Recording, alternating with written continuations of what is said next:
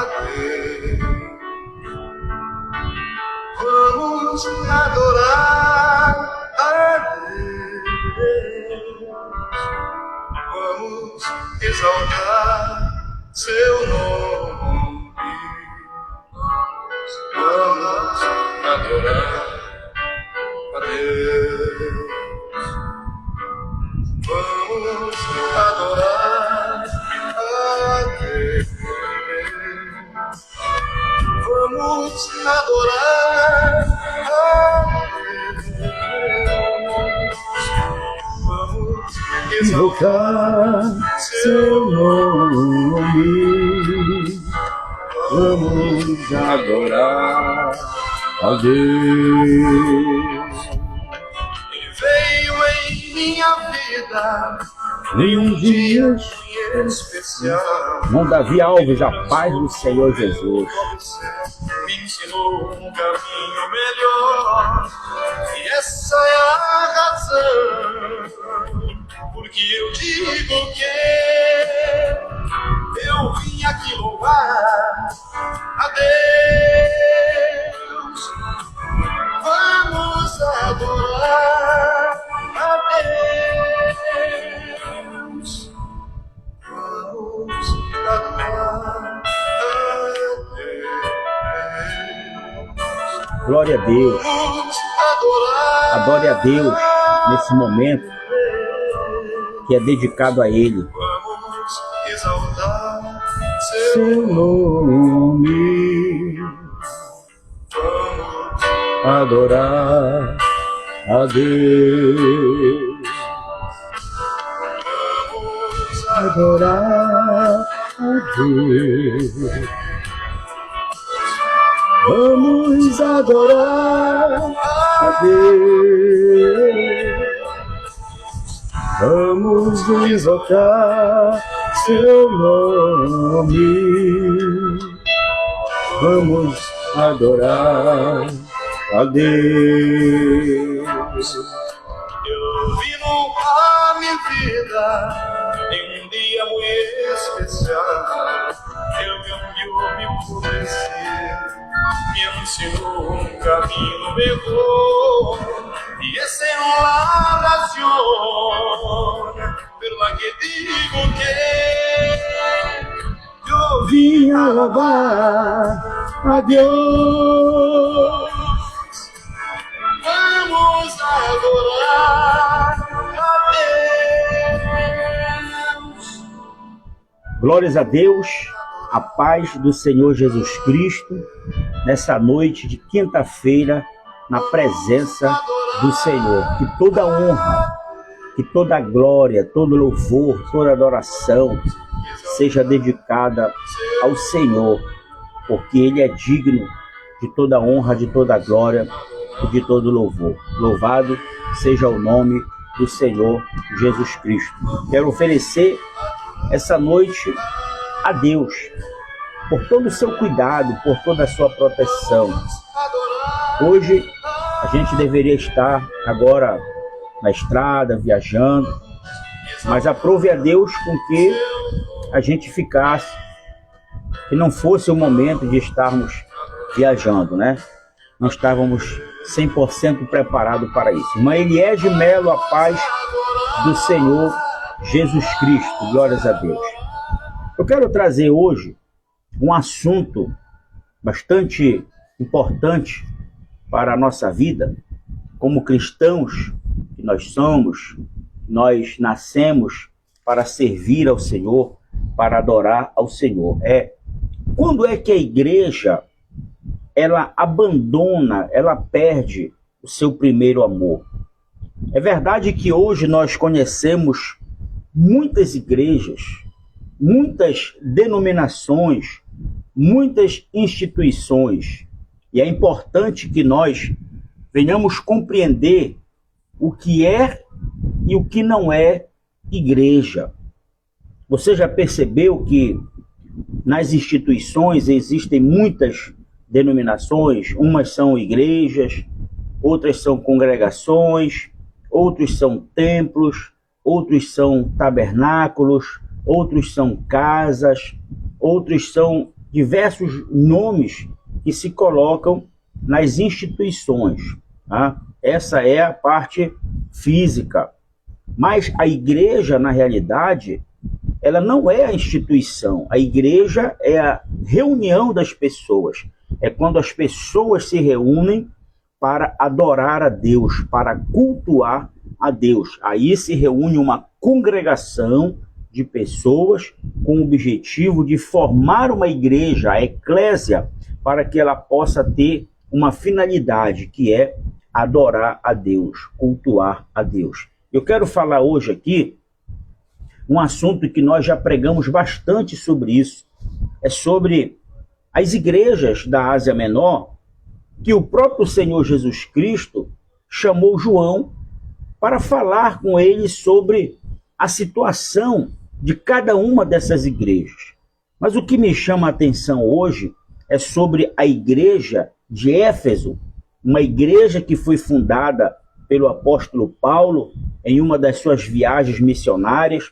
Ele fica ali naquela cidade de Éfeso por um período de 2 anos e funda aquela igreja, colocando ela como o centro evangelístico de um ponto inicial para alcançar toda a Ásia Menor. É quando ele vai expandir o trabalho, e esse trabalho vai frutificar, fundando mais 6 igrejas, que vai formar justamente as 7 igrejas da Ásia Menor, que hoje nós conhecemos escatologicamente como as 7 igrejas do Apocalipse. É aqui que começa, e que eu acho que é muito importante nós buscarmos a compreensão desse texto, para que nós venhamos identificar como é que a igreja abandona o seu primeiro amor. Vamos para o texto de Apocalipse, capítulo de número 2, a partir do versículo 1, a mensagem à igreja em Éfeso. Diz o versículo 1: escreve esta carta ao anjo da igreja em Éfeso. Olha só, o Senhor vai chamar João e vai dizer a ele, para ele escrever essa carta, essa mensagem. Ela não poderia, veja bem, entenda isso comigo, essa mensagem, ela não poderia chegar ao anjo da igreja por meio de uma revelação, ela não poderia chegar ao anjo da igreja por meio de uma profecia. Pastor, por que é que essa mensagem não poderia chegar ao anjo da igreja por meio de uma revelação ou de uma profecia? Porque eles já não acreditavam mais. Os dons espirituais já não estavam mais em evidência.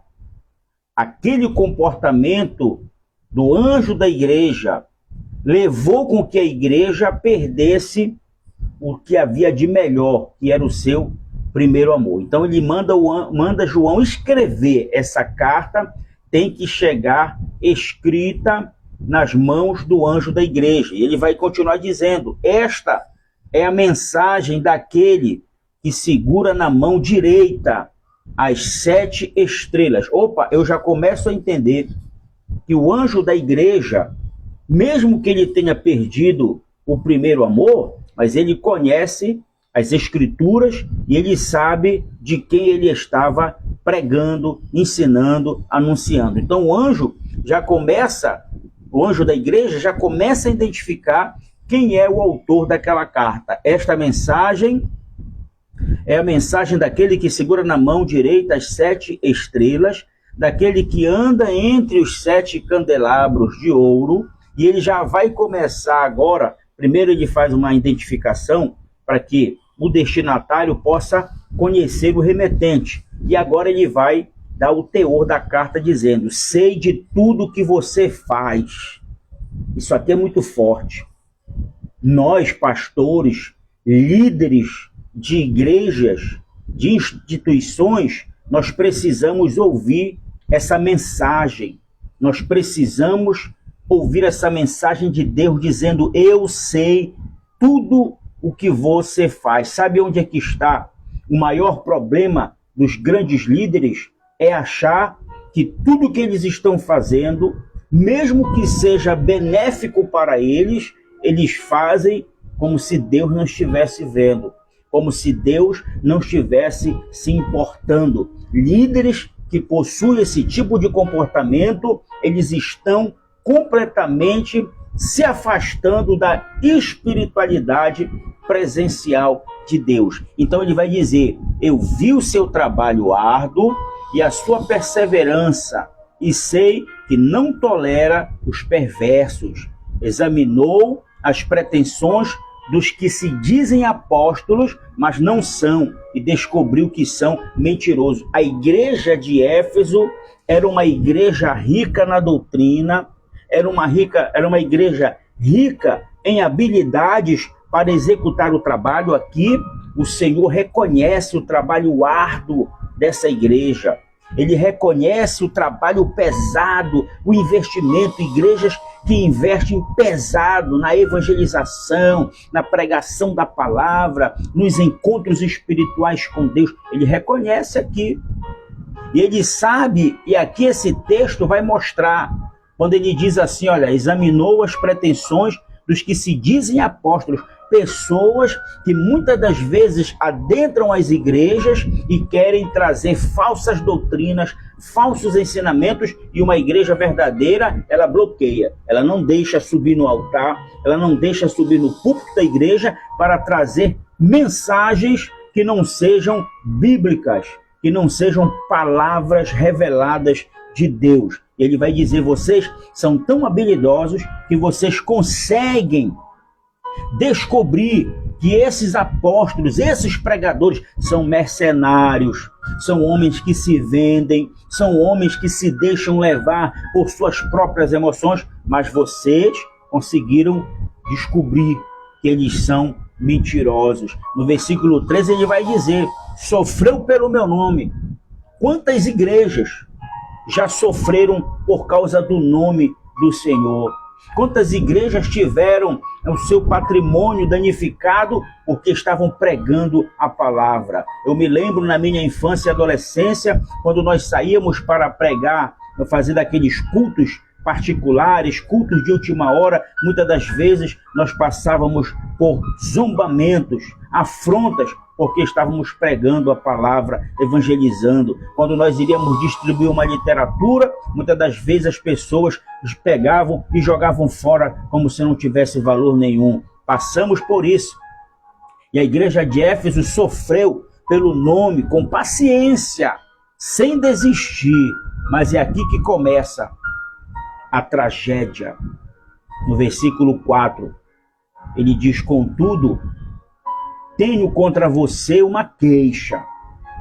Você abandonou o amor que você tinha no princípio.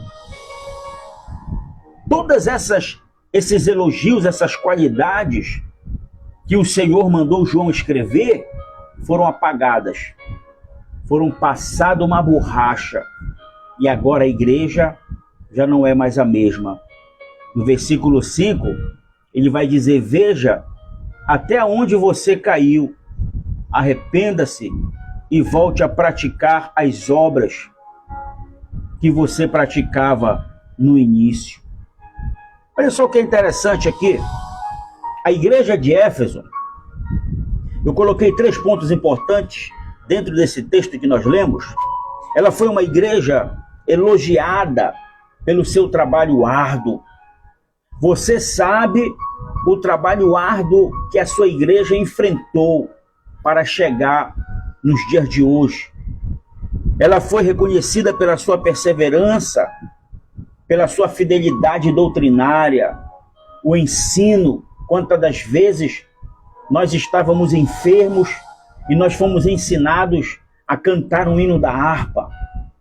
Se pelos vales eu, peregrino, vou andar. Fomos ensinados a nos comportar nos momentos mais cruéis. Fomos ensinados a suportar as adversidades na fé e na esperança de que o Senhor ia entrar com providência e com intervenção. Essa igreja foi reconhecida porque ela possuía um amor apaixonado por Cristo. Pessoas que abriam mão dos seus interesses para estar envolvidos na obra de Deus. Pessoas que não abriam mão de um banco de escola bíblica dominical. Pessoas que não abriam mão de uma oração às 5 horas da manhã. Pessoas que não abriam mão de uma oração às 12 horas. Pessoas que não abriam mão de um culto de sexta-feira a portas fechadas, quando o líder da igreja trazia um genuíno ensino doutrinário da palavra de Deus. E quando nós cometíamos um erro, éramos disciplinados, corrigidos pelo poder da palavra, para que nós nos sentíssemos envergonhados e pudesse então despertar um arrependimento na nossa vida e começar tudo de novo, aproveitando a oportunidade que nós tínhamos de servir a Deus. Mas agora vai começar a chegar aqui a repreensão. O Senhor vai mandar João escrever essa carta vai chegar para o anjo da igreja como uma sentença. Guarde essa palavra, anote aí essa palavra em algum lugar, para que um dia você possa se lembrar do pastor Raimundo. A sentença de Deus vai chegar para o anjo da igreja. Jesus vai repreender a igreja de Éfeso porque ela simplesmente perdeu.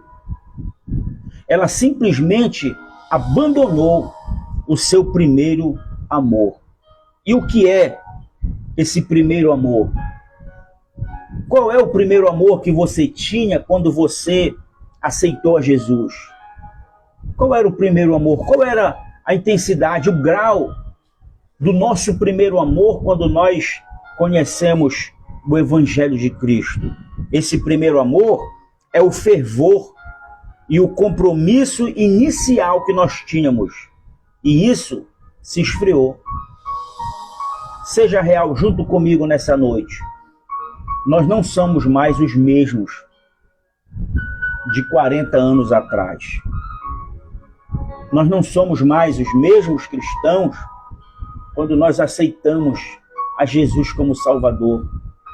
Tínhamos o prazer de ter uma Bíblia nova, cheirando a novo, de ler aquele texto, de buscar a compreensão, de ter uma harpa cristã para louvar o nome do Senhor, de pegar a revista da Escola Bíblica Dominical e ter o prazer de responder os questionários e apresentar ao professor da Escola Bíblica, de ter o desejo de cantar, de pregar, sem profissionalidade, sem tecnologia. Esse amor se esfriou. O primeiro amor também é um trabalho com amor, com dedicação, mas hoje virou profissionalismo sem amor, virou algo técnico, em busca de reconhecimento. As pessoas hoje querem fazer o trabalho de Deus de forma profissional para provar a capacidade. A capacidade, ela provém do Espírito Santo de Deus, que capacita aqueles a quem Ele chama. A rotina apática, essa rotina apática é o verso da espiritualidade que se transformou mecânica. Muitas pessoas hoje sobem aos púlpitos das igrejas para pregar uma palavra mecanizada, para mexer no sensacionalismo, na sensibilidade humana, para mexer no egocentrismo, muitas das vezes para querer apenas motivar as pessoas, mas que na realidade não produz espiritualidade. Pessoas entram na igreja, assistem um culto e saem, ou igual como entraram, ou pior, reclamando, murmurando. E tem gente que julga porque sabe que quem está sentado assistindo o culto conhece as Escrituras, conhece a palavra, sabe que aquele louvor é apenas um louvor motivacional, não é um louvor que traga uma mensagem cristocêntrica. Essa igreja perdeu o seu primeiro amor. E nós temos que estar atentos se nós estamos inseridos em uma igreja que realmente está centralizada no amor ou na mecanização das suas atividades. A igreja de Éfeso chegou nesse nível. O pastor dessa igreja já estava desviado e ele não sabia. O pastor dessa igreja já estava sentenciado e ele não sabia. Estava na sua zona de conforto, desfrutando de todos os benefícios, mas a conta ia chegar e ele não estava preparado. Um ponto muito crucial que fez com que a igreja de Éfeso, e que faz o que muitas igrejas da nossa atualidade estão fazendo, é justificar o seu pecado. Quando na realidade as Escrituras, o Evangelho, que não veio para facilitar a vida de ninguém, mas o Evangelho veio para confrontar a realidade. E eu acho muito interessante que o pastor dessa igreja, ele apenas queria justificar o pecado. Ele não quis tratar o pecado. Ele não quis afastar o pecado. Mas ele arrumou um lugar no banco da igreja para que o pecado se assentasse e ocupasse um lugar de destaque. Mas aqui vai chegar a solução. Jesus tem a solução para a igreja que perdeu o seu primeiro amor. A primeira solução é lembrar e arrepender-se. Olha o texto, que é muito interessante. Ele vai dizer, no versículo 5, veja, até onde você caiu. Quando ele usa essa conjugação verbal de ver, ele está dizendo para ele se lembrar, trazer a memória. Nós poderíamos agora trazer à nossa memória como é que nós éramos no princípio, quando nós aceitamos a Jesus. A gente vai sentir saudade dos louvores que nós cantávamos. Se nós separássemos momentos de oração e começássemos a cantar hinos da nossa harpa cristã, nós iríamos chorar de saudade daquele tempo em que nós adorávamos a Deus. E ele vai dizer, lembra, e arrependa-se e volte a praticar as obras que no início você praticava. E agora vem a sentença. Do contrário, se você não quiser fazer isso, eu virei até você. Isso aqui é uma sentença, irmão. Eu virei até você e tirarei o seu candelabro do seu lugar entre as igrejas. Sabe o que Deus está dizendo aqui? Que se essas pessoas, esses líderes, esses pastores que se corromperam, que perderam o seu amor, essas pessoas serão tiradas do seu lugar. Pode ser por um arrebatamento e pode ser até por morte. Porque o compromisso de Deus não está com o homem. O compromisso de Deus está com a sua igreja. A sua igreja é a igreja eleita, não é a instituição, mas é o corpo espiritual. E olha o interessante, a solução aqui é, lembra. Como assim, pastor? Lembrar como era e como está agora. Como é que era a igreja no começo em que nós aceitamos a Jesus? Arrepender-se não é pedir desculpa. Arrependimento não é desculpa e nem remorso. Arrependimento aqui é mudar de direção, deixar de fazer o que está sendo feito e voltar a fazer o que fazíamos lá atrás. Começar tudo de novo. Senão o Senhor vem e troca o nosso lugar. Ele vem e nos substitui. Deus está dando uma chance a nós. Para quê, pastor? Para que a gente possa mudar a nossa direção e ser exatamente aquilo que nós éramos lá atrás. Se não abandonar o pecado, nós vamos perder a nossa intimidade com Deus. Agora você vai começar a entender por que existem pessoas, como disse o apóstolo Paulo, entre nós fracos, doentes e muitos que dormem. Em algumas versões ele vai dizer não poucos que dormem. Meu irmão, minha irmã, deixa eu dizer uma coisa para você, sem me excluir dessa palavra. Nós precisamos voltar ao primeiro amor. Nós precisamos nos lembrar como nós éramos no princípio e como nós somos agora. De que forma nós estamos tratando a oração, que é o meio de comunicação entre nós e Deus? Como é que nós estamos tratando a palavra, que é o meio de comunicação entre Deus e nós? Como é que nós estamos tratando a sã doutrina, o compromisso, a responsabilidade com a obra de Deus? E não podemos nos preocupar em agradar homens, agradar líderes. Existem milhares de pessoas que precisam de nós, da nossa palavra, da nossa oração. Nós precisamos estar munidos, preparados para levar o Evangelho. Porque hoje os dias são maus.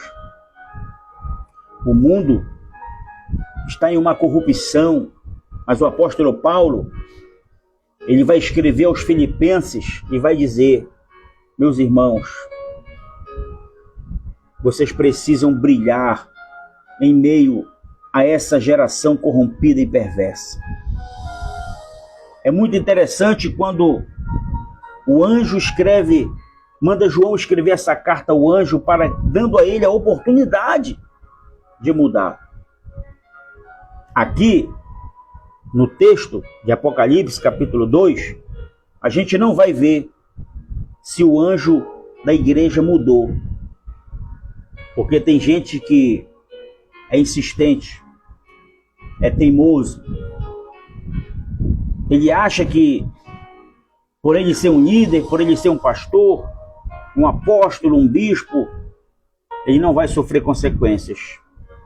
Mas a sentença de Deus já está determinada. É aqui que eu acredito que nós temos que orar, que nós temos que nos posicionar. Nós vamos estar orando, apresentando a igreja de Deus e que nós estamos inseridos nela. A igreja que caminha, que conduz o Evangelho, que conduz a palavra. É essa igreja. E nós precisamos identificar quando as pessoas estão perdendo o seu primeiro amor. Eu quero orar junto com você nessa noite, na nossa oração da meia-noite. Tenha liberdade para falar com Deus e apresentar a Ele a sua vida. Temos aqui muitos irmãos que estão conosco nessa noite. Pastora Beth, minha esposa, já está aqui. A irmã Jo Quaresma também, a paz do Senhor. Irmão David Henrique está conosco também. Irmão Davi Alves, a paz de Cristo. Ele está dizendo: quando a igreja perde o primeiro amor, ela mantém as obras, mas esquece o coração. O chamado de Cristo é para voltar ao início. Isso aqui é uma grande realidade, né? Pastor Paulo Anderson também está conosco nessa noite. A paz do Senhor Jesus. A irmã Solange Garcia também, a paz do Senhor. A nossa irmã Adriana também, a paz de Cristo Jesus. Quero que você compartilhe essa live de oração com o maior número de pessoas que você conhece, que precisa ouvir uma palavra, que precisa receber uma oração. Compartilhe lá. Hoje nós falamos sobre a igreja de Éfeso. Nós vamos ter a próxima oportunidade, que será no sábado também, e vamos falar também sobre tipos de igrejas que nós conhecemos e que nós precisamos identificar se elas estão caminhando no caminho certo, no caminho da verdade. Eu convido você a fazer isso. Vamos orar, vamos falar com Deus nessa noite. Senhor meu Deus e meu Pai que está no céu, toda honra e toda glória nós te damos nesta noite, pelo poder da tua palavra, pelo poder do teu Espírito Santo, pelo poder, Senhor, do teu nome, que tem autoridade no céu e na terra. Pai, que essa palavra que foi ministrada ao nosso coração, ela venha a ser como um alimento que venha fortalecer a nossa fé, a nossa alma. Se nós temos feito, Senhor, ou trilhado por caminhos errantes, nos perdoa. Segura nas nossas mãos, nos levanta e endireita as nossas veredas, para que nós possamos, Senhor, fazer o teu ide com amor, com o objetivo de conduzir as pessoas até a tua presença pela pregação da tua palavra. Que a tua igreja, Senhor, no Brasil e no mundo, seja visitada pelo teu Espírito Santo. Que todas as coisas que têm acontecido, que têm causado escândalos, vergonhas, que o Senhor possa vir ao encontro e mudar a situação. Nós precisamos de um avivamento espiritual na nossa vida. Desperta aqueles que dormem, cura aqueles que estão doentes do corpo físico e da alma. Renova nossas forças, nosso ânimo, renova o teu Espírito sobre a tua igreja. Nos dá uma noite tranquila, uma noite de revelação, que as manifestações sobrenaturais do teu Espírito Santo possam ser evidentes no meio da igreja, e que aquele, Senhor, que não quer caminhar no caminho da verdade, que o Senhor possa estabelecer a tua vontade. Nos abençoa nessa noite, nos dá uma noite de paz, uma noite tranquila, um sono reparador, porque amanhã será um grande dia, um dia de bênção, um dia de vitória. Eu levanto as minhas mãos em direção a essa casa, a essa família, a esse homem, a essa mulher, e declaro as mais ricas bênçãos do Senhor sobre a vida de cada um deles. Que o Senhor possa abraçá-los, guardá-los e protegê-los no nome de Jesus. E você diga amém, diga graças a Deus, diga eu e a minha família somos abençoados pelo Senhor. Tenha uma noite de paz, uma noite tranquila, um sono reparador. Aqui eu oro por você, você ora por mim e juntos nós somos abençoados. Eu creio na sua vitória, eu creio na sua bênção. Receba a paz de Deus e até sábado às 23h30 aqui novamente, nesse local de oração, a oração da meia-noite. Fique com Deus. Durma em paz. Tenha grandes revelações de Deus sobre a sua vida.